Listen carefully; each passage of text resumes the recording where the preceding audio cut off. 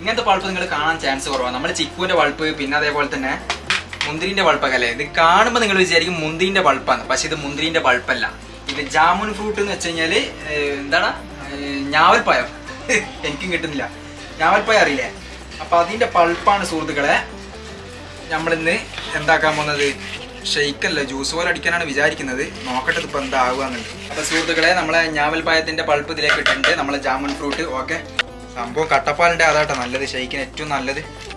എന്തിന്റെ പൾപ്പാണെങ്കിലും പൾപ്പ് പിന്നെ പഞ്ചസാര പാല് കട്ടപ്പാൽ ഇട്ട് കഴിഞ്ഞാൽ സംഭവം റെഡി ആയിട്ടാ. നമ്മളിത് പോയിട്ട് നേരെ ഒന്ന് അടിച്ചെടുക്കട്ടെ.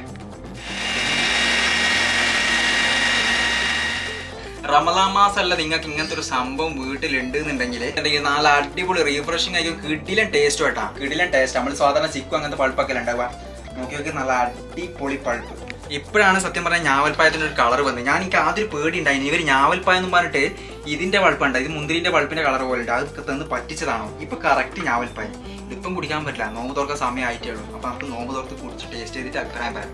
സുഹൃത്തുക്കളെ, നമ്മൾ അടിച്ചിട്ടുള്ള ജാമുൻ ഫ്രൂട്ട് അതായത് ഞാവൽപ്പായത്തിന്റെ പൾപ്പ് അതിന്റെ ജ്യൂസ് സെറ്റ് ആയിട്ട് നമുക്ക് ജസ്റ്റ് കുടിച്ച് ടേസ്റ്റ് നോക്കാം എങ്ങനെ ഉണ്ട്. ഓക്കെ,